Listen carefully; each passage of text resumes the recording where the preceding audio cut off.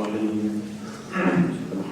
لله رب العالمين خالق الخلائق أجمعين، والصلاة والسلام على أشرف الأنبياء والمرسلين، حبيبنا وحبيب إله العالمين أبي القاسم المصطفى محمد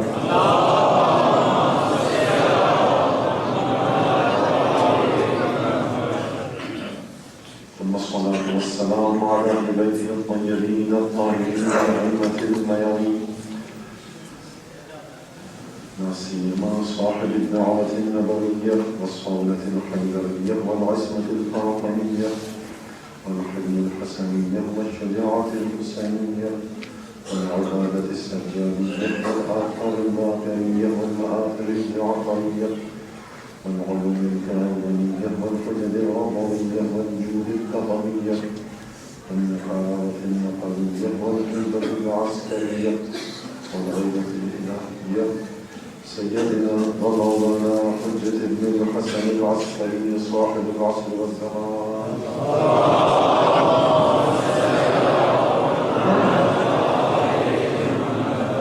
واللعنة الدائمة على أعدائهم أجمعين من الآن إلى قيام يوم الدين. أما بعد، فقد قال الله تبارك وتعالى في قرآنه المجيد وفرقانه الحميد وقوله الحق وهو أصدق الصادقين.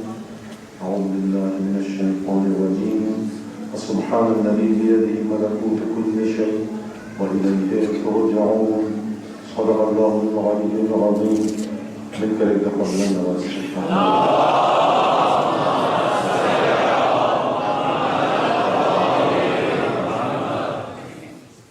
توحید اور حیات انسانی کے ارتقاء کے حوالے سے ہماری گفتگو کا سلسلہ چل رہا ہے، اور مختلف انداز سے ایک ہی بات کو یہاں پر مختلف واقعات کے ذریعے یا مختلف آیات کے ذریعے، اب آیات کا بھی کبھی واقعات بھی ان کا بھی ذکر ہو جاتا ہے، مسلسل اس بات کو جہت دینے کی کوشش کی جا رہی ہے یا اس سمت کو، اس ڈائریکشن کی طرف اس کی نشاندہی کرنے کی کوشش کی جا رہی ہے کہ توحید کے سائے میں اس کو میں پھر عمدن دوہرا رہا ہوں کہ توحید کے سائے میں حیات انسانی کا ارتقاء جب ہوتا ہے تو حیات کہاں کہاں تک پہنچ جاتی ہے۔ انسان ہوتا ہے، بظاہر ہمیں دیکھنے میں وہ انسان ہماری ہی طرح کا انسان نظر آتا ہے۔ سورہ کہف کی آخری آیت جب یہ آواز دیکھی ہے، دیکھو قل انما انا بشر مثلکم، اے میرے حبیب تم سے کہہ دے، کیا کہے میرے حبیب تو کیا کہہ دے ان سے، انما انا بشر مثلکم، دیکھو میں محمد مصطفیٰ تم لوگوں کی طرح کا ہی ایک انسان ہوں بشر، بشری قالب میں ہوں، بشری ڈھانچے میں ہوں، بشری سانچے میں ہوں۔ قل انما انا بشر مثلکم، اے میرے حبیب ان سے کہہ دے کہ تو انہی کی طرح کا انسان ہے۔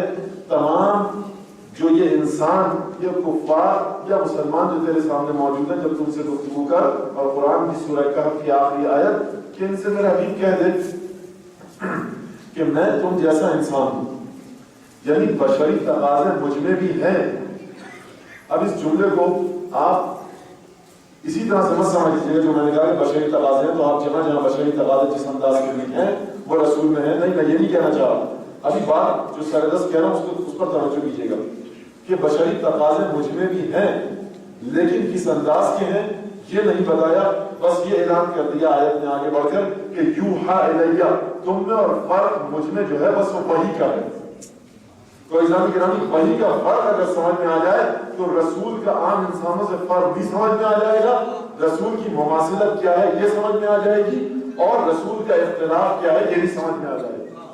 تو مماثلت کو دیکھ کر توجہ کیجیے گا، میں نے جو کہا نا کہ حیات، کل کی میری تقریر اگر یقیناً ذہنوں میں ہے، میں نے کہا حیات بظاہر اپنے بہت سے چہرے دکھلاتی ہے، لیکن جب ان کی متوقع اور مقتضائے طبیعت جو ہے ان کی، اس کے مطابق جب تک آپ اس چیز سے چیزیں صادر ہوتے ہوئے نہ دیکھ لیں، وہ مقولے، وہ خصوصیات، وہ کیفیات جو ہر چیز سے، وہ متعلقہ صفات، وہ مربوطہ صفات، وہ ریلیونٹ کوالٹیز جب تک کسی چیز سے ظاہر نہیں ہوں گی، آپ اس چیز کو اس کا متعلقہ اور مربوطہ نام کبھی نہیں دیں گے. یہ میں نے عرض کیا نا, اگر گتے کا ایک پتھر میں گتے کو اس طرح سے ڈھال دوں کہ وہ پتھر نظر آئے اور رنگ کر دوں پتھریلا پتھروں والا, اس کے اوپر خاکی خاکستری زرد کسی بھی طرح کا, تو آپ جب اٹھائیں گے آپ کو ہلکا لگے گا, آپ کہیں گے یہ بات کرنی تھی, لیکن بہرحال اجازت سے آپ کو دوہرا رہا ہوں.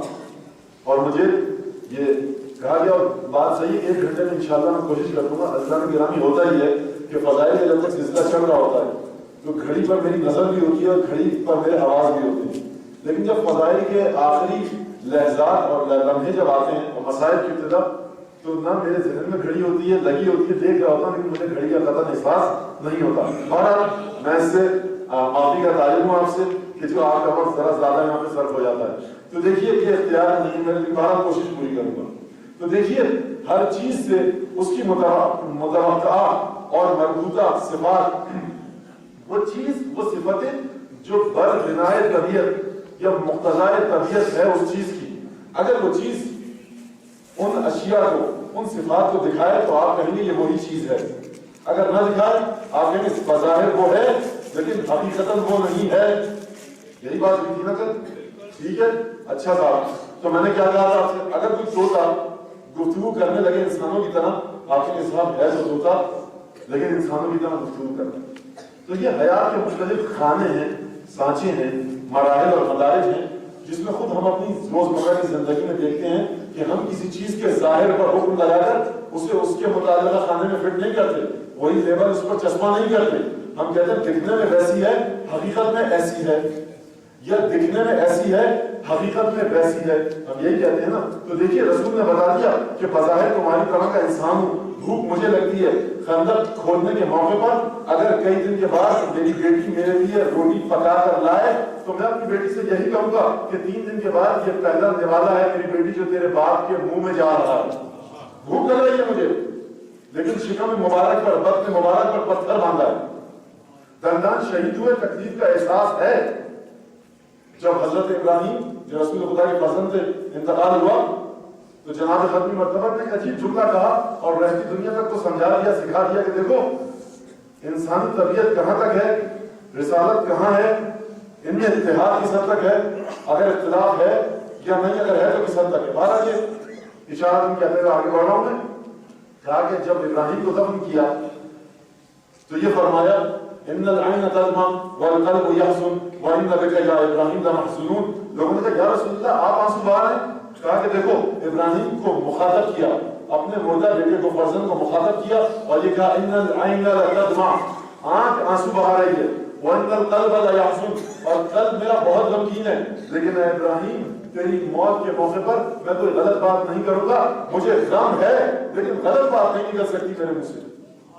اور حضرت ابراہیم کی وفات کا بھی ایک عجیب اثر آ گیا. ضرور تو سنتے جائیے کہ ایک زانو مبارک پر حضرت ابراہیم موجود اور دوسرے زانو پر جناب سید الشہداء موجود. بچپنے کا سن 3-4 سال کی عمر, جبرائیل آئے, کچھ کہا, چلے گئے, رسول کی آنکھوں سے آنسو جاری ہوئے اور پوچھا کہ یا رسول اللہ کیا سلسلہ تھا. کہا جبرائیل آئے ہیں, سلام پہنچایا ہے مجھے پروردگار کا اور یہ کہا کہ اے محمد ان دونوں بیٹوں میں سے ایک کو اختیار کر لو, ایک کا انتخاب کر لو. خدا کا فیصلہ یہ ہے کہ ایک کو موت دے گا اور ایک کو جیتا رکھے گا اور زندہ رکھے گا. میں نے ایک نظر ابراہیم پر ڈالی اور دوسری نظر حسین پر ڈالی. حسین کی زندگی کا انتخاب کیا. میں نے کہا پروردگار ابراہیم کو تم مجھ سے لے لے, چھین لے, اسے موت دے دے. اور اس کے بعد جب بھی حسین ابن علی کا بوسہ لیتے تھے جناب ختمی مرتبہ تو کہتے تھے کہ میرے ماں باپ اس پر فدا ہوں جس پر ابراہیم چلا گیا. تو دیکھیے عزیزان گرامی, یہ تقاضۂ بشریت ہے رسول کی زندگی میں. اگر بیٹے کی وفات ہوئی ہے تو رسول کو دکھ ضرور ہوگا, آنکھ آنسو بہائے گی, لیکن یوحا الیہ کے ساتھ مجھ پر وحی ہوتی ہے. یہ رسول کی فطرت, یہ رسول کی طبیعت, یہ رسول کا مزاج. لفظ آپ جو بھی چاہیں استعمال کیجیے. تو دیکھیے حقیقت رسول سمجھ میں آتی ہے. انما انا بشر مثلکم, میں ہوں تو تمہاری طرح کا بشر, تمام تکالیف کو برداشت کرتا ہوں, رنج و غم سہتا ہوں, لیکن یوحا الیہ میں وحی کے ذریعے خداوند تبارک و تعالیٰ سے متصل ہوں، یعنی وہ ہستی کہ جس کے بارے میں سورہ یاسین میں اس نے اپنے بارے میں ارشاد فرمایا وَسُبْحَانَ الَّذِي بِيَدِهِ مَلَكُوتُ كُلِّ شَيْءٍ وَإِلَيْهِ تُرْجَعُونَ، وہ ہستی کہ جس کے ہاتھ میں تمام غیب کے خزانے ہیں، وَإِن مِّن شَيْءٍ إِلَّا عِندَنَا خَزَائِنُهُ وَمَا نُنَزِّلُهُ إِلَّا بِقَدَرٍ مَّعْلُومٍ۔ یہ وہ تمام آیات میں گزشتہ ایام اور گزشتہ شبوں میں آپ کے سامنے میں پیش کر چکا ہوں، اسی لیے اشارات میں آگے بڑھ رہا ہوں کہ میرا اس ہستی سے رابطہ ہے کہ جس کے ہاتھ میں تمام غیب کے خزانے ہیں۔ قُلْ مَن بِيَدِهِ مَلَكُوتُ السَّمَاوَاتِ وَالْأَرْضِ، کس کے ہاتھ میں ہے غیب کے خزانے؟ زمین اور آسمان کے خزانے خدا کے ہاتھ میں۔ تو دیکھو ہوں تمہاری طرح کا انسان، اس دنیا میں تمہارے ساتھ رہتا ہوں، لیکن میری حقیقت کی بنیادیں اس دنیا میں نہیں ہے، اس دنیا سے متصل ہوں۔ یوحا الیہ، وحی آتی ہے مجھ پر، میں اس دنیا سے متصل ہوں۔ اب عزیزان گرامی، اگر آپ یہاں تک آ گئے تو ذرا ایک سوال دیجیے،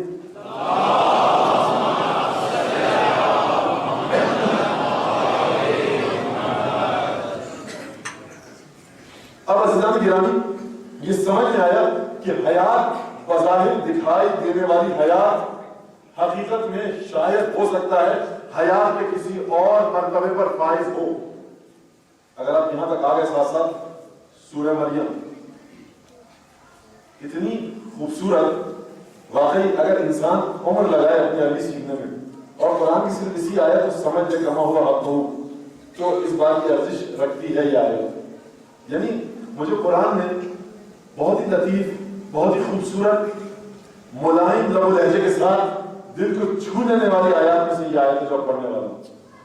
ذکر رحمت ربک عبدہ زکریا، اے میرے حبیب یاد کر اس وقت کو توجہ کے ساتھ اگر آپ سنیں گے تو شاید ترجمہ آپ کو کسی حد تک آیت کے لب و لہجے سے آشنا کر دے۔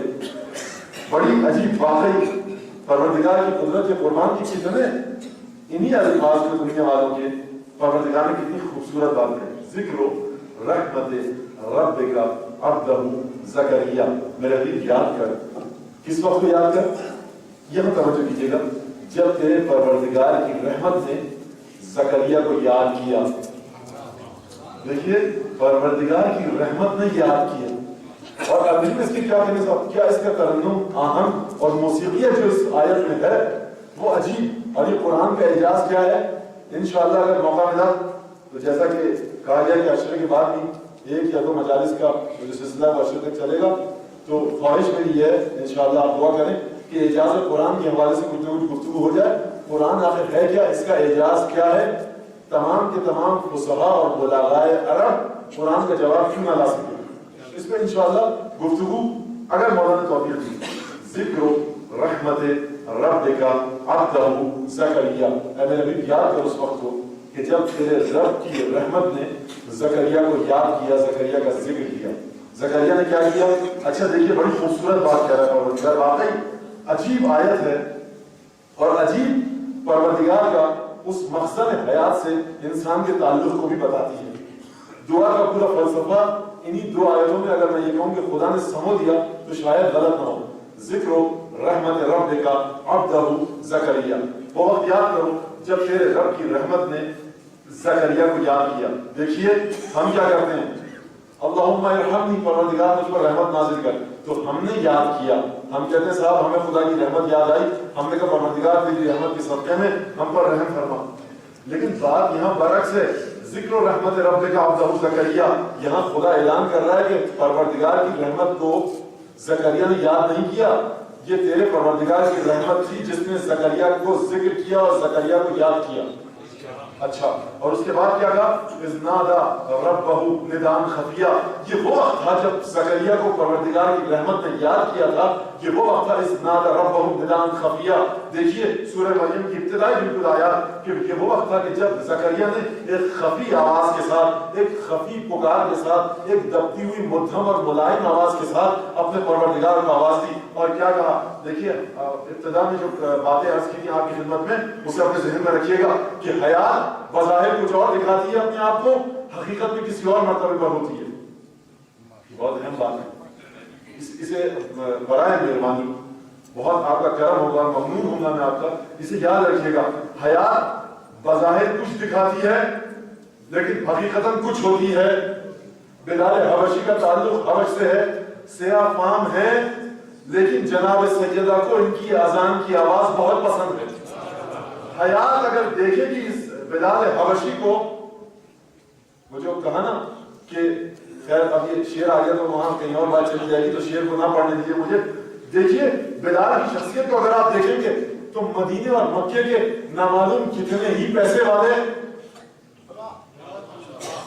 مکے اور مدینے کے نہ جانے کتنے ہی پیسے والے، کتنے ہی صاحب مال و زر، جو کئی سینکڑوں درہم و دینار کا عطر لگا کر ریشم اور حریر کے کپڑے پہن کر مدینے میں گھومتے ہوں گے، گھروں میں کیا کیا کھایا جاتا ہوگا، لیکن ان کی آواز سیدہ کو پسند نہیں ہے. اگر بلال حبشی ان کے برابر میں آ کر بیٹھ جاتا تو شاید وہ اپنی ہوا کا دامن سمیٹ لیتے کہیں گندا نہ ہو جائے. یہ سیاہ فام حبشی غلام یہاں کے بیٹھ گیا، لیکن آواز سیدہ کو پسند ہے بلال کی اذان کی. کیوں؟ بظاہر تم دیکھ رہے ہو بلال حبشی غلام، لیکن حیات کے ارتقائی مرحلے پر، حیات کے ارتقاء کے کس مرحلے پر یہ فائز ہے بلال، یہ اس کو پتا ہے کہ جو وہی رسول خدا کی امین ہستی یعنی سیدہ نساء عالم، یہ اس کو پتا ہے.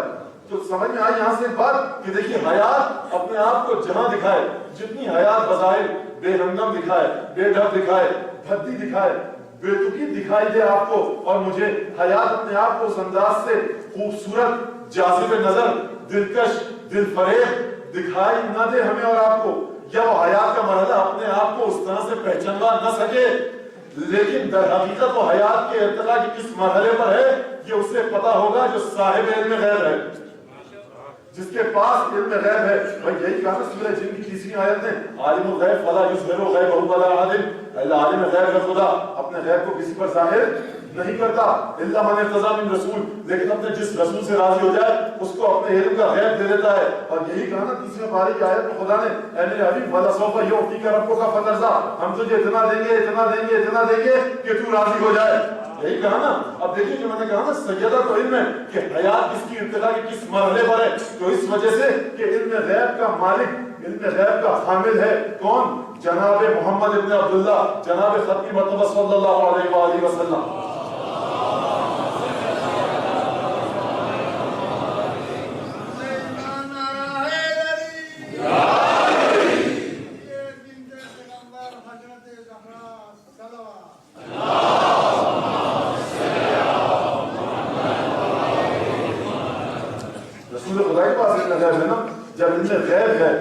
جب علم غیب ہے تو رسول کو ملکوت کا علم ہے کہ عالم غیب میں کس کے خزانے کیسے ہیں، کس کی شخصیت کیسی ہے، کون حیات کے ارتقاء کے کس مرحلے پر ہے، ارتقاء حیات کس کے اندر ہے، یہ رسول کو پتا ہے. اور رسول نے فاطمہ کے بارے میں کیا کہا، وہ حدیث گزر چکی آپ کے سامنے سے کہ فاطمہ میرا ٹکڑا ہے.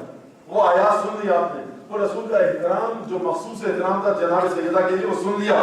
آج ایک بار حدیث شہادت سنتے جائیے اور بات کو آگے بڑھاؤں. فاطمہ کے بارے میں کہا فاطمہ روحی التی بین جنبی، فاطمہ نہ صرف یہ کہ میرا ٹکڑا ہے، فاطمہ نہ صرف یہ کہ میری حقیقت کا حصہ ہے، کئی قدم اور نہ جانے ان قدموں کا کتنا فاصلہ ہے، شاید فرش سے عرش تک اور عرش سے زیادہ ملکوت اعلیٰ سے بھی آگے کہیں یہ جملہ جا کر اپنی منزل کو پیدا کرے گا کہ رسول نے فاطمہ کے بارے میں فرمایا دیکھو فاطمہ میری وہ روح ہے جو میرے دونوں پہلوؤں کے درمیان دھڑکتی ہے. یہ فاطمہ زہرا کے بارے میں. تو عزیزان گرامی جو علم جس کے بارے میں رسول کو ہے فاطمہ کو بھی ہے.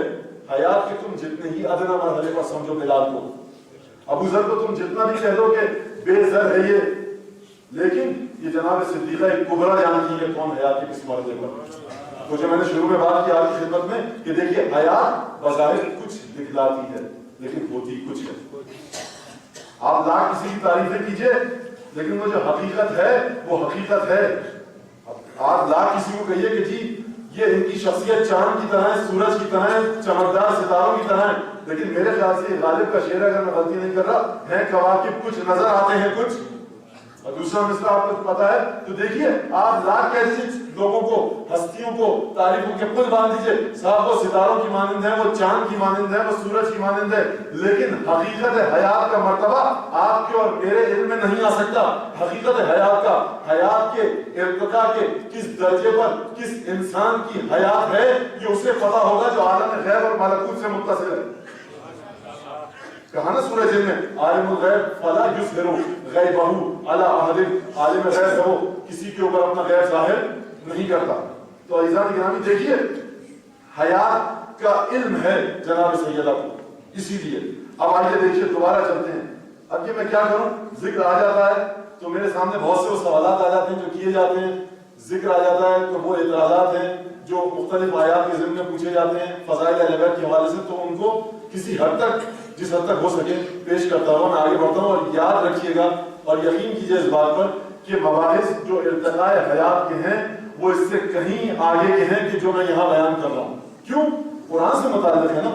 قرآن کے بارے میں کیا فرمایا جناب رسول کی مرتبہ میں, لہو بطون والا بطون نہیں بطون, اس کے بطن ہے تہ در تہ تہ در تہ قرآن کے اسرار اور رموز موجود ہیں. تو یہ تو ہم صرف ان چیزوں کی باتیں کر رہے ہیں جو ہماری اور آپ کی سمجھ میں آتی ہیں. اور جا کر دیکھیے کہ قوم اور نجف میں کس طرح کے خزانے ہیں, کس طرح کی کتابیں لکھی گئی ہیں, کس طرح کی تفصیلی مباحث اور نکات انہوں نے پیش کیے ہیں. تو عزیزان گرامی حیات دیکھیے, اذ نادى ربه نداء خفیا. زکریا نے کہا کہ پروردگار, بہت خفی نداء کے ساتھ بہت مخفیانہ انداز میں پکارا زکریا نے خدا کو, اور یہ کہا کہ پروردگار بڑھاپا آ چکا ہے, اشتعل الراس شیبا, پروردگار میرے سر پر اب سفیدی مشتعل ہو چکی ہے. سفیدی نے اپنا پنجہ جما لیا ہے, سر کے بعد سفید ہو گئے. بڑے خوبصورت انداز سے کہا اشتعل الراس شیبا, میرا سر شعلہ ور ہو چکا ہے, مشتعل ہو چکا ہے. میں ترجمہ کر رہا ہوں اشتعل الراس شیبا کا تاکہ آپ کی سمجھ میں اور بہتر انداز سے آئے کہ سر پر میرے سفیدی آ چکی ہے. اور لم اکن بدعائک رب شقیہ, پروردگار میں نے کبھی تیری دعا کو کرنے میں شقی نہیں تھا, میں بد نصیب نہیں تھا, بدبخت نہیں تھا. میں اس حوالے سے میں ہمیشہ خوش قسمت رہا ہوں, خوش نصیب رہا ہوں تیری دعا کے حوالے سے. تو دیکھیے دوبارہ آئیے آیت کی ابتدا کی طرف, ذکر و رحمت رب کا عبدہ زکریا. یاد کر میرے حبیب اس وقت کو کہ جب تیرے پروردگار کی رحمت نے زکریا کو یاد کیا, جب ہماری رحمت نے زکریا کو یاد کیا اس وقت کہ جب زکریا نے ہم سے دعا مانگی. یعنی در حقیقت پروردگار سے دعا طلب کرنا, دعا مانگنا, یہ در حقیقت ہم نہیں مانگتے, یہ خدا کی توفیق ہے جو ہمارے شامل حال ہوتی ہے اور ہم دعا مانگتے ہیں. تو عزیزان گرامی دیکھیے ذکر و رحمت رب کا عبدہ زکریا, یہ اتنی خوبصورت آیت ہے کہ دل چاہتا ہے کہ اسے مسلسل پڑھا جائے. ذکر و رحمت رب کا عبدہ زکریا اذ نادى ربه نداء خفیا اشتعل. اور اس کے بعد میں آیات حذف کر کے آپ کے سامنے پیش کروں, مجھے ایک اور جگہ تک جانا ہے.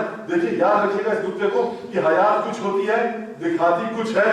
جو ظاہر بھی ہوتا ہے, جو بظاہر اشیاء کو دیکھتا ہے, وہ اسی حیات کے ظاہری مرتبے تک آ کر رک جاتا ہے. لیکن جو باطن بھی ہوتا ہے, جس کی نگاہ, جس کی بینش, جس کی نظر باطن کو دیکھتی ہے, حقیقت کو دیکھتی ہے, یہ وہ انسان ہوتا ہے کہ جس کی نگاہ عالم ملکوت اور عالم غیب سے اپنی غذا کو حاصل کرتی ہے.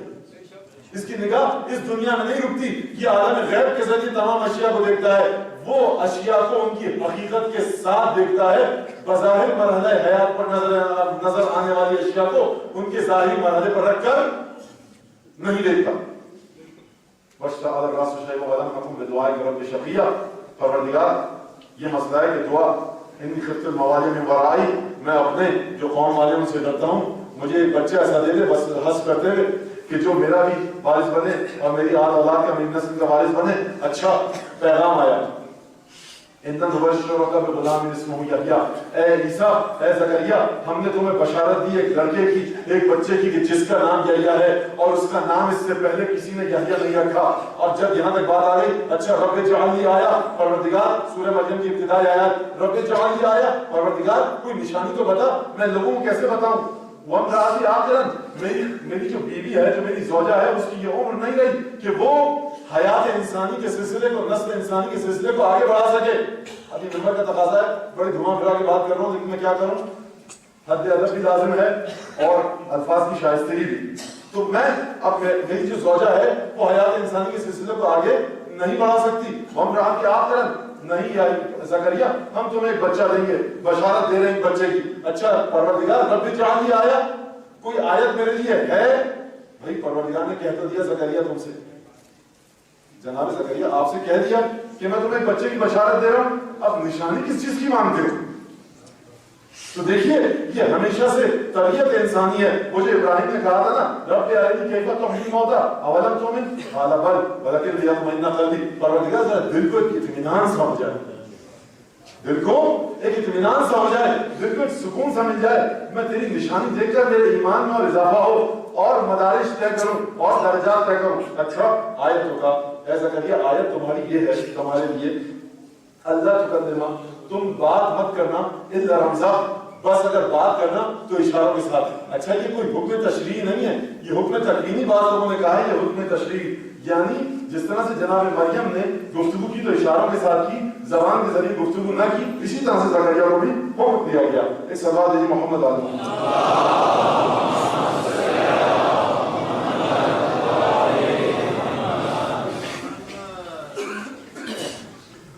اس کے بعد جب جناب یحییٰ کی ولادت ہوئی تو پروردگار نے ارشاد فرمایا یا یحییٰ خذ الکتاب بقوۃ، اے یحییٰ اس کتاب کو مضبوطی سے پکڑ لو، وآتیناہ الحکم صبیا، اور ہم نے بچپنے میں ہی یحییٰ کو حکم عطا کر دیا.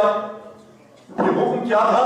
اس حکم کی حقیقت کیا تھی؟ دیکھیے حکم کے معنی کیا ہے. جب قاضی اور جج یا جو داور ہوتا ہے، قاضی ہوتا ہے، جج ہوتا ہے، جسٹس ہوتا ہے، فیصلہ کرنے کی طاقت ہوتی ہے، کہتے ہیں یہ حکم دے دیا انہوں نے کہ یہ کام ہو. حکم کیوں دے دیا؟ یعنی مطلب یہ کہ ابھی جو فیصلہ ہو گیا ہے یہ استحکام سے آیا ہے، یعنی مستحکم ہو چکا ہے، محکم ہو چکا ہے، اس میں احکام ہے، احکام نہیں احکام ہے، یعنی ابھی مضبوط ہو چکی ہے چیز، اب اس کے خلاف کوئی بات نہیں کر سکتا. حکم دے دیا گیا فلاں جگہ کو خالی کر دو، فلاں گھر کو خالی کر دیا جائے، حکم دے دیا گیا فلانی جگہ بلڈنگ جو ہے قاضی نے جج نے کہ گرا دی جائے، اب اس کے خلاف کوئی کام نہیں کر سکتا. وہ آتیناہ الحکم صبیا، ہم نے یحییٰ کو بچپنے میں ہی حکم دے دیا. اچھا دیکھیے عزیزان گرامی، اب جو وہ لوگ آتے اور یحییٰ کو دیکھتے کہ یہ بچہ ہے، نوزائیدہ بچہ ہے، تو ان کی نگاہ تھی ظاہر بین، وہ ظاہر کو دیکھتے. خدا یہ کہہ رہا ہے کہ وَآتَيْنَاهُ الْحُكْمَ صَبِيًّا، ہم نے بچپنے میں یحییٰ کو حکم عطا کیا، یعنی ہم نے بچپنے میں ہی یحییٰ کو حکم کی طاقت عطا کی، علم عطا کیا، علم نبوت عطا کیا، علم حقائق عطا کیا، اپنے معارف اور تعلیمات عطا کی. اب ترجمہ آپ جو بھی چاہے کیجئے، مجھے صرف ترجمے میں نہیں رکنا ہے. اس کا مطلب یہ ہے کہ یحییٰ کی حیات اس مرتبے پر ہے کہ جس مرتبے پر اگر کوئی آئے اور یحییٰ کو آ کر دیکھے تو یہی سمجھے گا کہ صاحب چھوٹا سا ایک بچہ ہے. لیکن قرآن کی نگاہ، خدا کی نگاہ قدرت کی حقیقت یحییٰ کو جانتی ہے، اسی لیے اسی وقت کہہ دیا وَآتَيْنَاهُ الْحُكْمَ صَبِيًّا، ہم نے بچپنے میں ہی یحییٰ کو حکم عطا کر دیا. اچھا اور اس کے بعد ہی فرمایا وَالسَّلَامُ عَلَيْهِ یوم ولد وَیوم یموت وَیوم یبعث حَیًّا، اور یحییٰ پر سلام بھیجا پروردگار نے. سلامتی ہے اس یحییٰ پر کہ جب یہ پیدا ہوا، جب اسے موت آئے گی اور جب یہ دوبارہ قیامت میں زندہ کیا جائے گا تو پروردگار اس کو سلام بھیج رہا ہے. اچھا یہاں تک اگر بات آ گئی، آئیے دوبارہ جناب عیسیٰ کی طرف، اسی سورہ مریم میں وَاذْكُرْ فِي الْكِتَابِ مَرْيَمَ إِذِ انتَبَذَتْ مِنْ أَهْلِهَا مَكَانًا شَرْقِيًّا. دیکھو یاد کرو میرے حبیب اس وقت کو کہ جب مریم إِذِ انتَبَذَتْ مِنْ أَهْلِهَا مَكَانًا شَرْقِيًّا، جب انہوں نے اپنے گھر والوں سے، اپنے ساتھ جو لوگ رہتے تھے، اپنے اہل سے انہوں نے مکان شرقی کی طرف گئی، دور ہوئی، تو پھر کیا ہوا؟ فَأَرْسَلْنَا إِلَيْهَا رُوحَنَا، ہم نے اس کے بعد مریم کی جانب اپنی روح کو بھیجا. دیکھیے سورہ مریم ایک ہی سورت، ایک بچے کی ولادت کی جو بچپنے میں ہوئی وہ ایک معجزہ زکریا علیہ السلام کے حصے میں نہیں ہے، زکریا کی زوجہ محترمہ عمر کے حصے میں، اس حصے میں نہیں ہے. اس کے بعد دعا کی، وہ بچہ عطا کیا گیا، اس بچے کو بچپنے میں ہی حکم عطا کیا گیا. یہاں تک بات روشن. اچھا اس کے بعد کیا ہوا؟ اس کے بعد مریم کا ذکر آیا اِذِ انتَبَذَتْ مِنْ أَهْلِهَا مَكَانًا شَرْقِيًّا. وہ وقت یاد کرو کہ جب مریم دور ہوتی گئی اپنے گھر والوں سے ایک مکان شرقی کی جانب، فَأَرْسَلْنَا إِلَيْهَا رُوحَنَا، اور اس کے بعد ہم نے اپنی روح کو بھیجا. فَتَمَثَّلَ لَهَا بَشَرًا سَوِيًّا، وہ روح ہماری مریم کے پاس ایک بشر کی صورت میں آئی. مریم نے اس کو ایک انسان کی صورت میں دیکھا. اب جب مریم نے دیکھا کہا انی اعوذ بالرحمن منک ان کنت تقیا، اگر تم متقی شخص ہے تو میں تجھ سے رحمان کی پناہ میں جاتی ہوں. کہا مریم ڈرو مت، انما انا رسول ربک لأہب لک غلاما زکیا، میں تیرے رسول کا پیغامبر ہوں، تیرے نبی کا پیغامبر، تیرے اللہ کا پیغامبر ہوں، تیرے پروردگار کا فرستادہ ہوں. مجھے خدا نے بھیجا ہے اس لیے کہ میں تجھے ایک بچہ دے سکوں. جبرائیل آئے مریم کو ایک بچے کی بشارت دینے، وہاں کہا کہ اِنَّا نُبَشِّرُکَ بِغُلَامٍ، ہم تمہیں ایک بچے کی بشارت دیتے ہیں. یہاں جبرائیل براہ راست آ کر ایک بچے کی ولادت کا اعلان کر رہے ہیں مریم کے سامنے. اچھا، اور اس کے بعد جب ولادت ہو گئی جناب عیسیٰ کی تو بڑا کٹھن وقت ہے جناب مریم پہ. یا لیتنی مت قبل ھذا واکن نسیا منسیا، کہ مریم نے کہا کہ دیکھو کاش مجھے اس سے پہلے موت آ گئی ہوتی اور میں ایک بھولی بسری کہانی بن چکی ہوتی. بڑا کٹھن وقت ہے ایک عورت میں، کس طرح سے بتائے، کس طرح سے بات کرے. اچھا، پروردگار نے وہاں زکریا نے کہا کہ پروردگار مجھے کوئی آیت دے. یہاں مریم نے کسی آیت کو طلب نہیں کیا. جب مریم نے گئی بنی اسرائیل کی قوم کے پاس تو پروردگار نے خود بخود مریم پر ایک ایسی حالت طاری کر دی اب مریم بولنا چاہے تو بول نہیں سکتی. دیکھیے حیات کی تبدیلی ایک معجزہ دکھانے کی خاطر. مریم بولنا چاہیں تو بول نہیں سکتی، خاموش ہیں، زبان سے الفاظ نہیں نکل سکتے، زبان گویا بند ہو چکی ہے. اگر یہ لفظ استعمال کروں تو شاید غلط نہ ہو کہ عارضی اور وقتی طور پر گونگا پن عارض ہو چکا ہے. لوگ آئے، قوم ان کی آئی بنی اسرائیل، کہا کہ مریم کیا سلسلہ ہے؟ ماں کان ابوک امرأ سوء وما کانت امک بغیہ، نہ تیری ماں بری نہ باپ برا، یہ کیا کام کیا؟ فاشارت الیہ، مریم نے اپنے ہاتھ سے عیسیٰ کی جانب اشارہ کیا جو جھولے میں موجود تھے. پوچھو اس سے. فاشارت الیہ، اچھا اس کی طرف ہمیں رجوع کرنے کو کہہ رہی ہوں کہ مذاق سمجھ رکھا ہے؟ قالوا کیف نکلم من کان فی المہد صبیا، ہم اس سے بات کریں گے جو جھولے میں پڑا ہوا بچہ ہے. دیکھیے بنی اسرائیل حیات کے ظاہری مرحلے کو دیکھ رہی تھی، نہیں سمجھ سکی کہ حیات کا مرحلہ کہاں تک جائے گا. اچھا، ابھی بنی اسرائیل مریم کے ساتھ یہ بگو کر ہی رہے تھے، یہ گفتگو کر ہی رہے تھے کہ اچانک وہ بچہ بول اٹھا، انی عبداللہ آتانی الکتاب وجعلنی نبیا وجعلنی مبارکا اینما کنت واوصانی بالصلاۃ والزکاۃ ما دمت حیا وبرا بوالدتی ولم اکن جبارا شقیا. دیکھو مریم نے جب مریم پر الزام لگایا گیا بنی اسرائیل کی جانب سے تو مریم نے بچے کی جانب اشارہ کیا. بنی اسرائیل بچے کی ظاہری خد و خال کو دیکھ رہے ہیں، بچے کی ظاہری حیات کو دیکھ رہے ہیں. ظاہر بین ہے بنی اسرائیل کی نگاہیں، باطن بین نہیں ہے، حقیقت بین نہیں ہے. لیکن مریم جانتی ہے خدا کے وعدے پر اطمینان ہے، اشارہ کیا. اب جو بچے کی جانب اشارہ کیا تو عیسیٰ جھولے میں کچھ دن کا بچہ یہ عیسیٰ بول اٹھا، دیکھو انی عبداللہ، میں خدا کا بندہ ہوں، آتانی الکتاب، پروردگار نے مجھے کتاب دی، وجعلنی نبیا، اور پروردگار نے مجھے نبی بھی بنایا. اور دیکھو اس کے ساتھ ساتھ مجھے یہ حکم دیا واوصانی بالصلاۃ والزکاۃ، مجھے نماز کی بھی سفارش کی، مجھے زکات کا بھی حکم دیا اور مجھے حکم دیا کہ میں اپنی ماں کے ساتھ اچھا سلوک کروں. وجعلنی مبارکا اینما کنت، اور جہاں تک ہو سکے میں جہاں جہاں رہوں گا وہاں مبارک بن کر رہوں گا. عزیزان گرامی دیکھیے جھگڑا کس بات کا ہے؟ جھگڑا اس بات کا ہے یہ بچہ کہاں سے آیا. عیسیٰ اس الزام کا جواب ہی نہیں دے رہے، اپنی زندگی اور حیات کے مراتب اور مدارج کی وسعتیں بیان کر رہے ہیں. میں اللہ کا بندہ ہوں، اس کی جانب سے کتاب لے کر آیا ہوں، اور دیکھو میری حقیقت اور حیثیت اتنی زیادہ ہے کہ میں جہاں جاؤں گا وہاں برکت بن کے جاؤں گا. یہ بات اچھا تھا.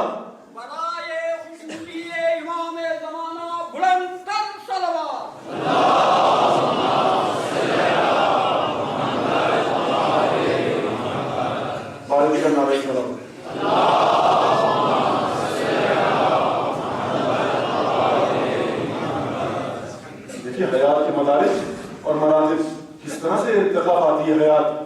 ابھی تو یہ بچہ پیدل چل بھی نہیں سکتا، اگر بھوک لگے گی تو ماں کا باپ کا محتاج ہے. لیکن یہ ظاہری حیات ہے، باطنی حیات اس کی یہ ہے کہ ادھر ماں نے اشارہ کیا، ادھر بچہ بول اٹھا. اور کیا بولا؟ یہ نہ بولا کہ میری ماں بے گناہ ہے. یہ عیسیٰ کی حیثیت سے بہت نچلی بات ہے. جواب ایسا دوں گا، عیسیٰ نے کہا کہ نہ صرف یہ کہ میری ماں پر سے یہ الزام ہٹ جائے بلکہ تم لوگ میری رسالت اور نبوت کا کلمہ پڑھنے لگو. دیکھیے اچھا اس کے بعد یہ بچہ جب بڑا ہوا تو پروردگار نے عیسیٰ سے مخاطب ہو کر کہا کہ دیکھو عیسیٰ یاد کرو اس وقت کو، وَإِذْ تَنفُخُ بِالطَّيْرِ، یاد کرو اس وقت کو، وَإِذْ تَخْلُقُ مِنَ الطِّينِ كَهَيْئَةِ الطَّيْرِ بِإِذْنِي فَتَنفُخُ فِيهِ فَيَكُونُ طَيْرًا بِإِذْنِي. یاد کرو عیسیٰ اس وقت کو کہ جب تم نے میری اجازت سے ایک مٹی کی مورت بنائی، مٹی کا پرندہ بنایا، اس پر پھونکا تو وہ میری اجازت سے پرندہ بن کر اڑنے لگا. یعنی نہ صرف یہ کہ عیسیٰ اپنے ابتدائی دور میں حیات کے انتہائی بلند مرحلے پر فائز، بلکہ یہ عیسیٰ پروردگار جس طرح کے حی و قیوم ہے توجہ سے سنیے اس بات کو. جس طرح سے پروردگار حی ہے, جس طرح سے پروردگار زندہ ہے, جس طرح سے پروردگار حیات باتا ہے, یحیی و یمیت, اگر پروردگار ارادہ کرے تو عیسیٰ جیسی ہستی میں یہ صفت دے دے کہ جب عیسیٰ پرندے کی مورت بنا کر اس میں پھونکے.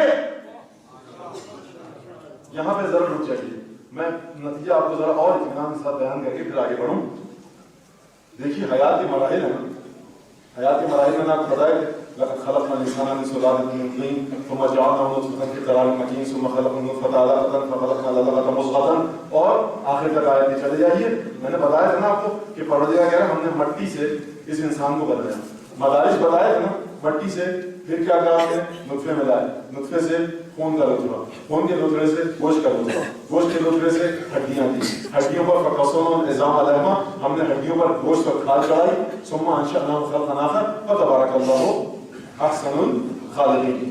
یہ پروردگار نے کہا دیکھو میں نے خلق کیا, حیات کے مدارج بتائے سارے, اس طرح سے خلق کیا, بے جان مٹی سے اور بے جان نطفے سے, اور ایک لحاظ سے بے جان, ایک لحاظ سے جاندار. تو دیکھیے یہ بے جان نطفے سے میں نے تمام حیات کے مدارج بنائے, اور اس کے بعد اس میں روح پھونکی, یہ انسان بنا. اب دیکھیے عیسیٰ نے مٹی کی جب مورت بنائی, مٹی کا مجسمہ بنایا, اور اس کے بعد اس میں روح پھونکی, تو دیکھیے عزیزان بڑی توجہ کے ساتھ, کیونکہ عیسیٰ اس پروردگار نے جناب عیسیٰ کو الحی, پروردگار کا اسم کیا ہے, حی و قیوم والا حی, ہائے ہوتی یعنی بچوں کے لیے حلوے والی ہے اور چھوٹی ہے, اور اس پر ایک تشدید, یہ حی ہے نا پروردگار, ہے یا نہیں حی ہے, زندہ ہے. اب یہ پروردگار نے اپنا جو یہ اسم ہے, اپنی جو یہ خصوصیت ہے, اپنی جو صفت ہے, یہ اب پروردگار کی صفت عیسیٰ کی مرضی ہے کہ کس وقت پروردگار کے اسم حی کے ذریعے کسی شے کو حیات دے کر خلق کر دے. یہ ہے یا نہیں عیسیٰ میں؟ اچھا, جب عیسیٰ میں یہ حیات کا یہ سرچشمہ بن گیا عیسیٰ, تو عیسیٰ نے جب پھونکا تو حیات کے تمام مدارج طے کرتی ہوئی وہ مٹی کی مورتی یکایک تمام مدارج کو طے کیا اس نے. دیکھیے تمام مراحل کو, تمام اسٹیپس کو طے کرتی ہوئی یکلخت چشم زرم میں وہ پرندہ بنا, اور پرندہ بن کر وہ چیز اڑ گئی. فَيَكُونُ طَيْرًا بِإِذْنِهِ, وہ پرندہ بن گیا پروردگار کا اعلان ہے. بات توجہ آپ کی ہے, دیکھیے تمام مدارج کو طے کیا, اور اس کے بعد پھر وہ کیا ہوا, وہ پرندہ بن کر اڑنے لگا. تو سمجھ میں یہ آیا کہ دیکھیے انسان پروردگار کا نمائندہ ہے, خلیفہ ہے, اس کو پروردگار نے ایسی طاقت دی ہے کہ تم چاہے لاکھ اسے یہ کہتے رہو, یہ کہتا رہے وہ کہ دیکھو انما انا بشر مثلکم, میں تم جیسا انسان ہوں, لیکن ایک قید کو یاد رکھنا, ایک شرط کو, خصوصیت کو یاد رکھنا, یوحی الیہ, اس پر وحی آتی ہے. اب یہ عیسیٰ ہے کیا, بڑا تھکایا میں نے آپ کو, مجھے احساس ہے پورا, لیکن ماشاءاللہ الحمدللہ آپ بڑے صبر سے بیٹھے. مولا آپ کی سزاداری کو قبول فرمائے, اور جہاں جہاں مومنات موجود ہیں اور یہاں مومنات بھی ہمارا ان کی سزاداری کو خدا قبول فرمائے. تو دیکھیے یہ عیسیٰ ہے کیا. مریم سے مخاطب جب ہوا پروردگار, انا نبشرک بغلام, ہم تجھے ایک لڑکے کی بشارت دیتے ہیں, ہم تجھے ایک لڑکے کی بشارت دیتے ہیں. کیا ہے وہ, کلمتہ, وہ پروردگار کا کلمہ ہے. اس کا نام کیا ہے, اسمہ المسیح عیسیٰ ابن مریم.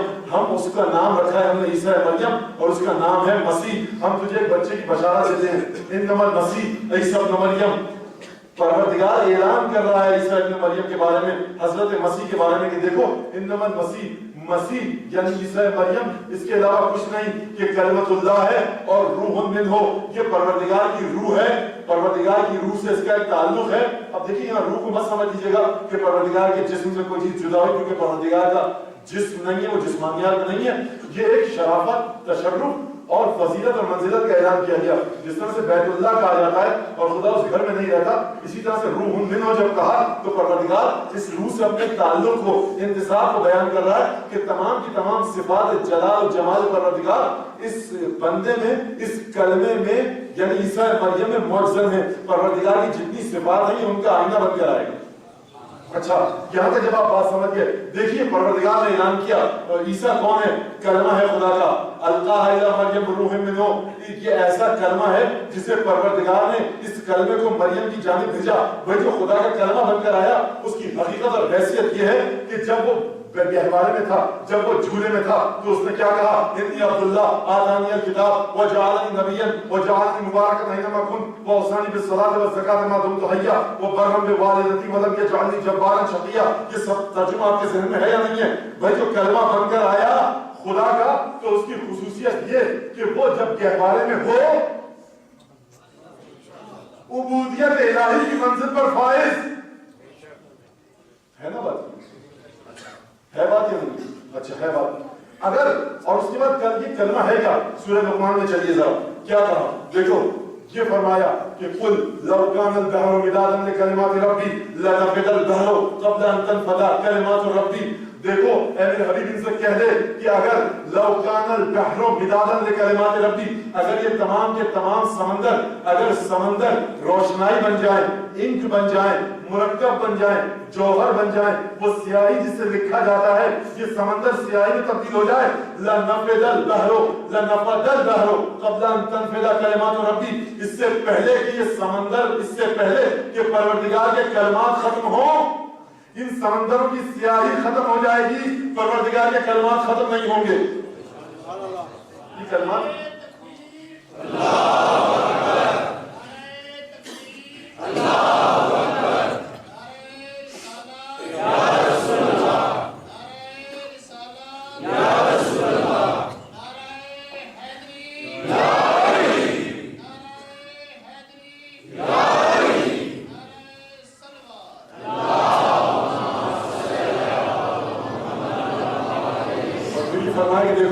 اگر یہ تمام کے تمام شجر اقلام بن جائیں اگر یہ تمام کے تمام شجر یہ سمجھ میں آ گئی سیاہی روشنائی انک مرکب جوہر جو بھی آپ کہیے سمندر بن جائیں پروردگار کے کلمات کو نہیں لکھ سکتے پروردگار کے کلمات اس سے پہلے کہ پروردگار کے کلمات ختم ہوں سمندروں کی جو بنی کی روشنائی ہے وہ ختم ہو جائے گی.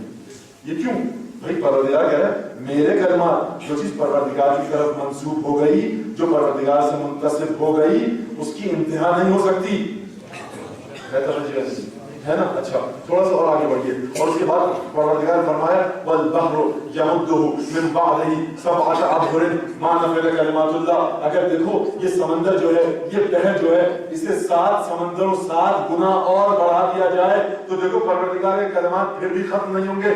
درخت قلم بن جائیں اور یہ سمندر روشنائی بن جائیں اور 7 گنا بڑھ کے بن جائیں تو یاد رکھنا یہ ختم نہیں ہوں گے پروردگار کے کلمات لیکن یہ چیزیں ختم ہو جائیں گی. سمجھ میں آئی بات آپ کے؟ اب دیکھیے عزیزان گرامی یہ حیات کا مرحلہ ہے یہ حیات سمجھ میں نہیں آ رہی کہ پروردگار سے جو منسوب ہو جائے اس کی حیثیت یہ تو دیکھیے عیسیٰ خدا کا کلمہ ہے گہوارے میں عیسیٰ بول اٹھے کہ دیکھو میں خدا کا بندہ ہوں. عیسیٰ حیات بانٹتے ہوئے نظر آ رہے ہیں. عیسیٰ وَتُبْرِئُ الْأَكْمَحَ وَالْأَبْرَصَ بِإِذْنِهِ عیسیٰ مبروس کو برس کے مریض کو شفا دیتے ہوئے نظر آ رہے ہیں. عیسیٰ مادرزاد نابینا کو شفا دیتے ہوئے نظر آ رہے ہیں. وہ کام جو آج تک سائنس نہیں کر سکی عیسیٰ نے آج سے 2000 سال پہلے کر دیا. ہے بات یا نہیں ہے؟ کر دیا نا عیسیٰ نے. سائنس جو ڈاکٹر حضرات سے پوچھا ہے کہ وہ کہتے ہیں جی نابینا جو مادرزاد ہو شکم مادر سے نابینا پیدا ہو اسے آج کی سائنس آج کی میڈیکل سائنس بینا نہیں کر سکتی لیکن اسے 2000 سال پہلے اسے بینا کر رہے ہیں. کیونکہ کلمہ خدا ہے. یہ اگر چاہیں گے پتھر کی مورتی میں جان ڈال کے اسے زندہ کر کے اڑا دیں گے. اگر یہ چاہیں گے مبروس کو شفا دیں گے یہ چاہیں گے لاعلاج مریضوں کو شفا دیں گے. کیوں؟ سورہ حضرت ابراہیم نے فرمایا وَإِذَا مَرَضْتُ فَهُوَ يَشْفِينِ جب میں مریض ہوتا ہوں تو میرا پروردگار مجھے شفا دیتا ہے. یہاں پر عیسیٰ شفا دیتے ہوئے نظر آ رہے ہیں. پروردگار سورہ حدید میں اعلان کر رہا ہے یحیی و یمیت وہی پروردگار زندہ کرتا ہے مردہ کرتا ہے اور موت دیتا ہے. لیکن یہاں پر عیسیٰ زندہ کرتے ہوئے نظر آ رہے ہیں تو سمجھ میں آیا کہ صرف بات اتنی سی ہے دیر اتنی سی ہے کہ کوئی ہستی کب منبع اور سرچشمہ حیات سے متصل ہو جائے. اگر وہ ہستی سرچشمہ حیات سے متصل ہو جائے گی تو وہ موت بھی دے سکتی ہے وہ زندہ بھی کر سکتی ہے اور وہ لاعلاج مریضوں کو شفا بھی دے سکتی ہے.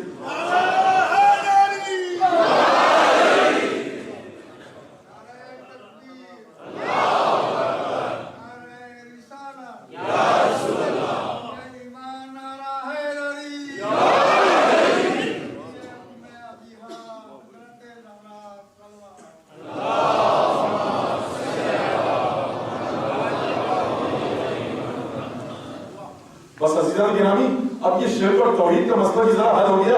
اگر آپ کسی ہستی کی جانب اس عنوان سے نگاہ کریں کہ یہ پروردگار کی صفات جلال و جمال کا آئینہ ہے اور پھر اس ہستی سے مانگے تو یہ شرک نہیں ہے. اگر یہ شرک ہے تو وہ لوگ جو نابینا تھے جو عیسیٰ سے شفا مانگنے آتے تھے وہ سب کے سب مشرک ٹھہرے. اور پروردگار اس مشرکانہ فعل کی قرآن میں تعریف کرے گا. پروردگار کیوں کر ایک مشرکانہ فعل کی تعریف کرے گا قرآن میں؟ عیسیٰ پر احسان جتا رہا ہے خدا اپنا. یاد کر عیسیٰ اس وقت کو کہ جب تو نے لوگوں کو شفا دی, نابینا کو بینا کیا, مادرزاد نابینا کو بینا کیا, مبروس کو شفا دی, لاعلاج مریضوں کو شفا دی, تو نے خلق کیا ہماری اجازت سے. یہ عیسیٰ پر احسان جتا رہا ہے, یہ عیسیٰ کی فضیلت بتا رہا ہے. کیوں؟ کیونکہ عیسیٰ کلمہ خدا ہے. جو چیز کلمہ خدا بن جائے اس کی طاقت لامتناہی ہو جاتی ہے. جو تم کام سوچ سکتے ہو وہ کام انجام دے سکتا ہے. بس عیسیٰ کلمہ خدا ہے. کلمہ خدا کی دوسری صفت یہ ہوتی ہے کہ تم جتنے بھی دریا سمندر لے آؤ فضائل کلمہ خدا کے لکھنے کے لیے, وہ فضائل اس کے ختم نہیں ہوں گے, خدا کے کلمات ختم نہیں ہوں گے. سمندروں کی روشنائی ختم ہو جائے گی, اشجار اور درخت اگر قلم بنیں گے درخت ختم ہو جائیں گے, روشنائی دریاؤں کی سمندروں کی ختم ہو جائے گی, کلمہ خدا کی باتیں ختم نہیں ہوں گی. تو عزیزان گرامی, اسی لیے اب یہ دیکھیے کہ لو کانن, اب یہ توجہ سے حدیث کو سنیے گا. اب کلمہ خدا تک پہنچ گئے نا, کلمہ خدا تک آپ پہنچ گئے. تو دیکھیے عزیزان گرامی, لو کان الجن حساب والاشجار اقلام والبحر مداد. دیکھو کوئی زبان, کوئی بڑی پاک زبان, کوئی بہت اعلیٰ زبان, کوئی بہت ہی طاہر و مطہر زبان, کوئی وہ زبان جو خدا سے متصل ہے. کہیں تاریخ میں حدیثوں کے کسی اور کہیں اوراق میں متون حدیث میں یہ حدیث ملتی ہے کہ کوئی زبان یہ کہہ رہی ہے کہ اگر تمام درخت قلم بن جائیں, اگر تمام سمندر روشنائی بن جائیں, ما احصو فضائلک یا ابو الحسن, اے علی یہ رسول کا اعلان ہے کہ یہ اے علی تیرے فضائل کا شمار نہیں کر سکتا کوئی بھی. کیوں؟ کیونکہ علی کلمہ خدا ہے. بھئی علی کلمہ خدا کہاں سے ہو گیا؟ یہ علی کو کلمہ خدا کہاں سے کہہ دیا؟ دیکھیے اگر عیسیٰ کلمہ خدا ہو سکتے ہیں, اگر یحییٰ کلمہ خدا ہو سکتا ہے, وہ جو لفظ رحمت للعالمین ہے, وہ جو رسول کا ہم پلہ ہے سوائے نبوت کے, وہ کیوں رحمت للعالمین کے ساتھ نہیں ہو سکتا؟ وہ کلمہ خدا کیوں نہیں بن سکتا؟ عزیزان گرامی دیکھیے, یہ حیات دینا اور مارنا یہ دنیاوی حیات اور موت کی بات ہے جو عیسیٰ کے ہاتھ میں ہے. جائیے امام سیوطی سے پوچھئے تفسیر در منصور میں, مدارک اہل سنت برادران سے پوچھئے جا کر, یہ حیات جو عیسیٰ کے پاس ہے یہ بہت نچلا درجہ ہے. آئیے قیامت کے میدان میں کیا لکھا علامہ سیوطی نے, جلال الدین سیوطی نے در منصور میں, کہ علی بن ابی طالب پورے صراط پر کھڑے ہوں گے اور اس کے بعد ایک ایک کے چہرے کی جانب دیکھیں گے. حیات کا وہ مرتبہ کہ جس کے بعد اب حیات کا کوئی مرتبہ قابل تصور نہیں. دیکھیں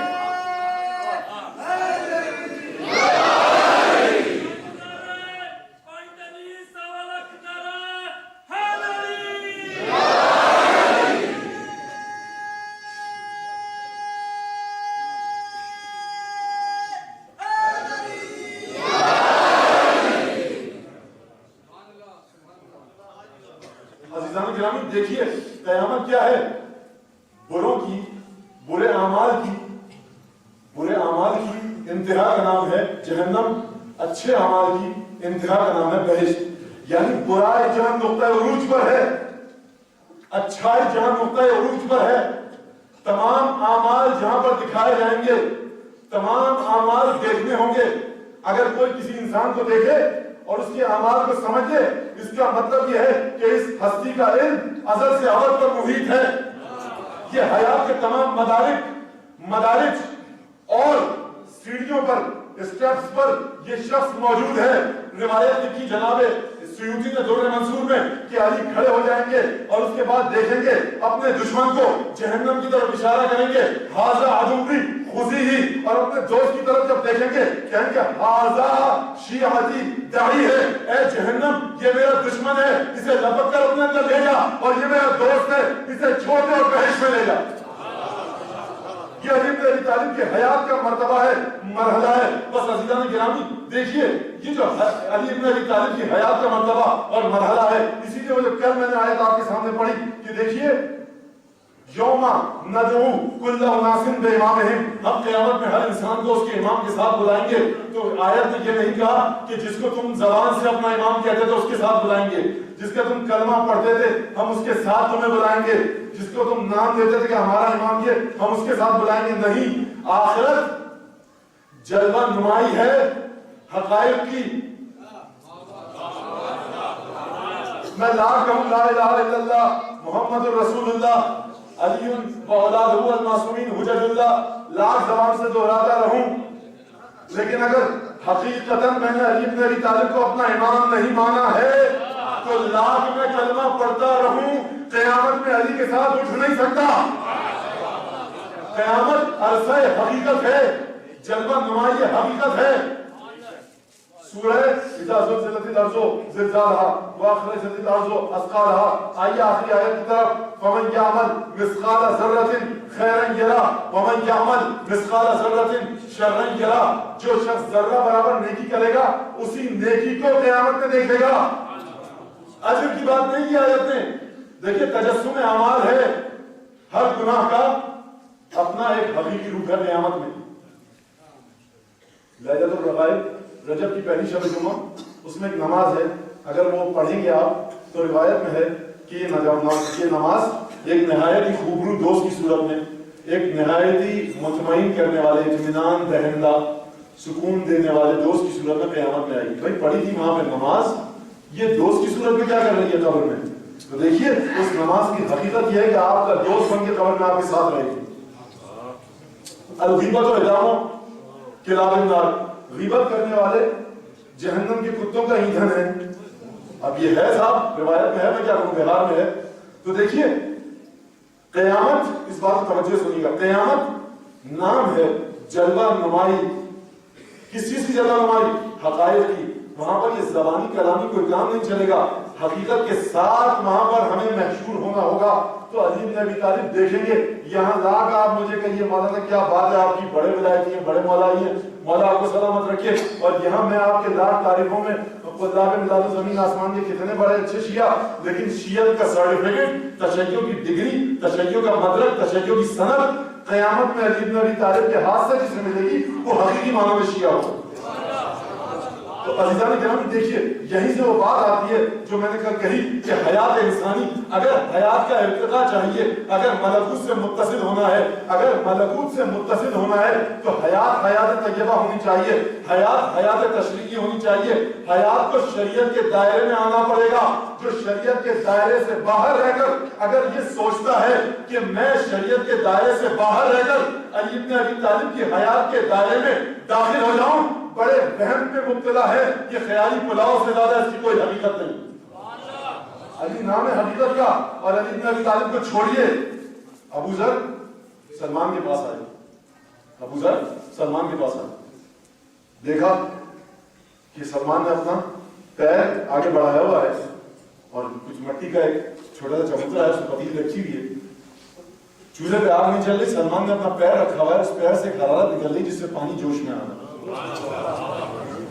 ابو ذر نے دیکھا الٹے پیروں دوڑتے ہوئے مولا کائنات کی خدمت میں پہنچے کہ کیا علی یہ کیا چیز ہے، یہ میں نے کیا دیکھا؟ کہا کہاں دیکھا؟ کہا ابو سلمان کے پاس۔ کہا کہ اچھا لے کر آئے سلمان کی خدمت میں، اور یہ کہا یا سلمان ارفق بہ۔ اب اس کا ترجمہ جو میں اس انداز سے کرنا چاہتا ہوں کہ سب کی سمجھ میں آئے، بچوں کی، نوجوانوں کی، مختلف زبانیں بولنے والے حضرات یہاں پر ہیں، ان سب کی سمجھ میں آئے، یا سلمان ارفق بہ، سلمان ابو ذر پر ذرا ہلکا ہاتھ رکھو۔ یہ احانت ابو ذر نہیں ہے، یہ توقیر سلمان ہے۔ دیکھیے سلمان تم حیات کی جس مرتبے پر فائز ہو، ایمان کی جس مرتبے پر فائز ہو، دیکھو ابو ذر کو بھی آہستہ آہستہ آہستہ اپنے ساتھ ساتھ چلاؤ۔ تو یہ جو ہماری ہے نا کہ جہاں ہم نے دیکھا کسی کو اس نے کبھی نماز دیر میں پڑھی، نماز قضا کر دی، کسی خاتون کا مومنہ کا آنچل ذرا سا پیچھے چلا گیا، چار اس کے سر کے بال نظر آنے لگے، یا ذرا سا پردے میں اس کی کمی بیشی نظر آئی، تو جہاں پر پردہ واجب ہے، عبادات واجب ہیں، اگر عبادات میں کوئی سستی کرتا ہوا نظر آئے، کوئی مومنہ اپنی ذمہ داریوں سے پیچھے ذرا سی ہٹتی ہوئی نظر آئے، تو جو فوراً ٹھپا لگا دیا جاتا ہے نا جہنمی کا، سخت ناپسند ہے علی بن ابی طالب کے لیے۔ کسی کو جہنمی کہنے کا نہ مجھے اختیار ہے نہ آپ کو اختیار ہے۔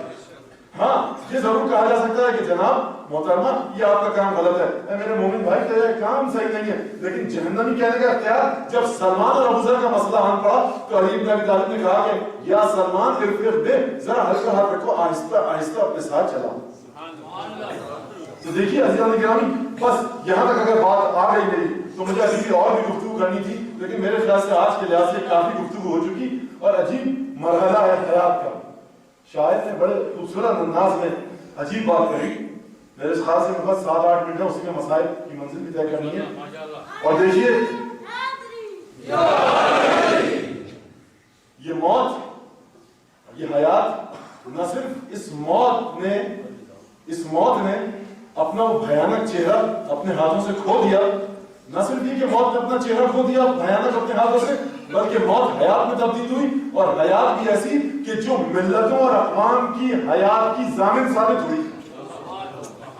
موت ایسی جو حیات میں تبدیل ہوئی, اور موت جب حیات میں تبدیل ہوئی تو نہ صرف یہ کہ صرف حیات میں تبدیل ہوئی, جمادات کے مرحلے پر آ کر رہ جاتی ہے موت جب حیات میں آتی. اس موت نے حیات میں بھی اس کو تبدیل ہونا تھا. یہ موت حیات میں تبدیل ہوئی, اور حیات میں تبدیل ہونے کے بعد جمادات, نباتات, حیوانات, انسانی حیات طیبہ اور ارتقاء کے اس درجے پر فائز ہو گئی یہ حیات کہ اب یہ ملتوں کی, اقوام کی حیات کی ضامن بنی. یہ حیات کس کی تھی؟ یہ حیات کس کی تھی؟ یہ کون سی حیات کی بات ہو رہی ہے؟ بس عزیزان گرامی دیکھیے, حیات کے سب سے آخری مرتبے پر جناب ختمی مرتبہ فائز ہے. پتھروں پر کس قدر شیشے گرا دیتی ہے موت, کنج شب میں کتنی صبحوں کو سلا دیتی ہے موت, کتنی گودوں, کتنی کوہروں کو جلا دیتی ہے موت, کتنے سہروں, کتنی سیجوں کو دبا دیتی ہے موت, کتنی باہوں, کس قدر چاہوں کو مرجھاتی ہے موت, اور کتنی دکھتی کروٹوں پر رقص فرماتی ہے موت. بڑا بھیانک چہرہ ہے موت کا, بڑا بھیانک چہرہ ہے موت کا. لیکن اس کے باوجود اے محرمان این و عام, سخت حیران ہوں کہ تھا وہ کون دانا زمان, موت کو جس نے دیا نام حیات جاوداں, اس قدر پرہول بیہڑ کو بنایا گلستاں. اس اوپی تلوار کو کس نے رگے جا کر دیا, موت کو کس نے حریف آب حیواں کر دیا. اس اوپی تلوار کو کس نے رگے جا کر دیا. موت نام ہے زہر حلال کا, تلخ اور کڑوا زہر ہے موت. موت کو کس نے حریف آب حیواں کر دیا. یہ موت کو کس نے نام دے دیا. یہ موت جب میرے پاس آئے گی اور میری موت بن کے آئے گی تو یہ آب حیات بن کر جائے گی. اس اوپی تلوار کو کس نے رگے جا کر دیا. اب اگلے بندوں کو پڑھتا ہوں میں اگلے صفحات پہ جا کر. دیکھیے اے محمد, موت وہ تیرے نواسے کو ملی. دیکھا سمجھ میں آیا کس کی موت کی بات ہو رہی ہے. یہ موت جب یہاں آئی تو یہاں سے حیات بن کے گئی, اور نہ صرف حیات بن کے گئی بلکہ حیات کے کس مرحلے پر آ کر رکی ہے موت. دیکھیے گا سر, اے محمد موت وہ تیرے نواسے کو ملی. آج تک جس سے درخشاں ہے ضمیر آدمی, اللہ اللہ روشنی تیرے چراغ ذہن کی. کربلا کی دھوپ پر چٹکی ہے اب تک چاندنی. کربلا کی دھوپ پر, صاف ذرا توجہ کیجئے, کربلا کی دھوپ پر چٹکی ہے اب تک چاندنی. اگر وقت ہوتا تو میں آپ کی خدمت میں عرض کرتا کہ کربلا کی دھوپ پر چٹکی اب تک چاندنی کا معنی کیا ہے, لیکن وقت ختم ہو چکا ہے. بس اسی کو سنیے, کبھی وقت ملا انشاءاللہ تو تشریح کروں گا اس کی. بہت ہی زیادہ اس کے اندر مطالب اور مضامین پوشیدہ ہیں. کربلا کی دھوپ پر چٹکی ہے اب تک چاندنی, اور حسین کی حیات کے ارتقاء کا مرحلہ اگر دیکھنا ہے نا تو آئیے بس یہ یہاں پہ آخری شعر اور ختم. اس کے بعد کربلا کی دھوپ پر چٹکی ہے اب تک چاندنی. اور اب دیکھیے, یہ انی پر سر نہیں تیری انا کا تاج ہے. یہ انی پر سر نہیں تیری انا کا تاج ہے. کربلا تیرے نظام فکر کی معراج ہے. نہ صرف نظام فکر ہے کربلا بلکہ نظام فکر مصطفی کی معراج ہے کربلا. یہ حیات اس مرحلے پر پہنچ گئی ہے کہ جس کے بعد اب ارتقاء اگر تمہیں چاہیے تو سوائے درسگاہ کربلا کے کہیں اور سے تمہیں ارتقاء نہیں ملے گا. بس عزیزان گرامی دیکھیے, عاشور کا وقت دن نزدیک آ رہا ہے. تقریباً میرا وقت ختم ہو چکا ہے, لیکن میں بہت معذرت کے ساتھ دونوں ہاتھوں کو جوڑ کے عزیزانوں کی خدمت میں بس مسائل کی طرف آ رہا ہوں. دیکھیے خط لکھا بچپن کے دوست کو. حسین چاہتے ہیں کہ جب حیات کی طرف سفر کریں نا تو اکیلے نہ جائیں, اپنے ان دوستوں کو بھی لے کر جائیں کہ جن سے بچپنے کا ساتھ ہے. یا حبیب ابن مظاہر,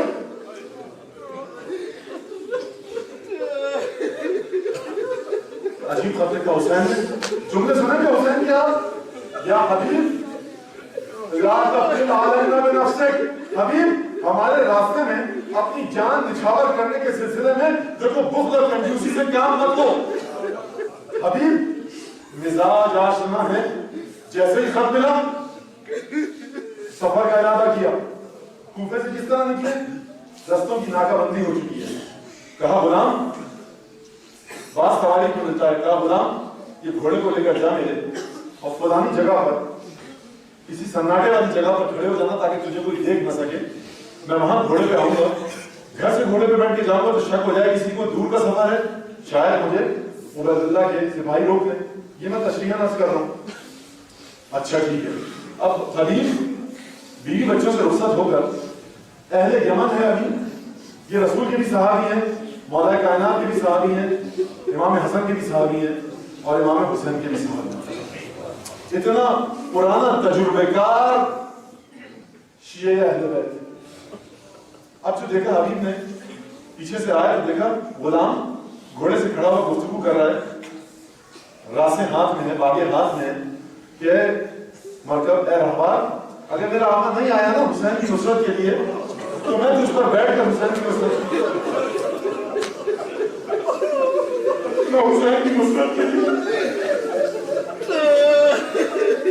حبیب نے دفعہ سنا سمجھ گئے، کہا کہ اتنا بامعرفت غلام، کہا کہ انتا حکم میں وجہ اللہ، جہاں میں نے تجھے خدا کے رسلے میں آزاد کیا، حیات کا ارتقا دیکھا، حسین کے صدقے میں غلام کو غلامی سے آزادی ملی، یقیناً غلام نے کہا مولا زندگی پر ساتھ رکھا، اب جب بہشت کا سفر ہے تو مجھے الگ کرے گا۔ غلام کے ساتھ کربلا میں آئے، کسی میں مولا بچپن کا ساتھی حبیب آتا ہے، مولا وہ کھڑے ہوئے استقبال کے لیے، بعض مقامات پر میں نے پڑھا ہے، ابھی کسی حد تک صحیح ہے غلط مجھے نہیں پتا، لیکن کتابوں میں یہ بھی لکھا ہے کہ جب ثانیہ زہرا نے حبیب کی آمد کا سنا تو ثانیہ زہرا کے دل کو تقویت پہنچی، اپنا سلام حبیب کو پہنچایا، اب کہ حبیب نے دفعہ سنا تو پریشان ہو گیا، طرف کیا کہ یہ وقت آ گیا غلاموں پر کہ شہزادیوں نے سلام کیا۔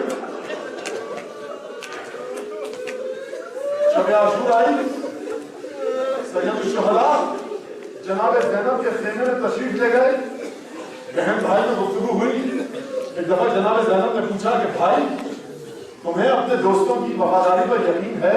تمہیں یقین ہے کہ یہ کہیں تمہیں دھوکہ تو نہیں دیں گے بھائی؟ مقابل کے مطابق بتا رہا ہوں آپ کو، کہیں دھوکہ تو نہیں دیں گے، وفاداری کی یقین ہے۔ یہ بات کسی طرح سے زہیر اور حبیب کے کانوں میں پہنچ گئی، ایک دفعہ دوڑ کر آئے انصار اور اصحاب کے پاس، کہا کہ کیا یہاں بیٹھے ہو؟ ارے شرم سے ڈوب مرو، ثانیہ زہرا کو رسول کی بیٹی کو ابھی تک تمہاری وفاداری کا یقین نہیں آیا۔ حبیب زہیر کیا کریں؟ کہا چل کر ثانیہ زہرا کو شہزادی کو اپنی وفاداری کا یقین دلاؤ۔ حبیب کیا کریں؟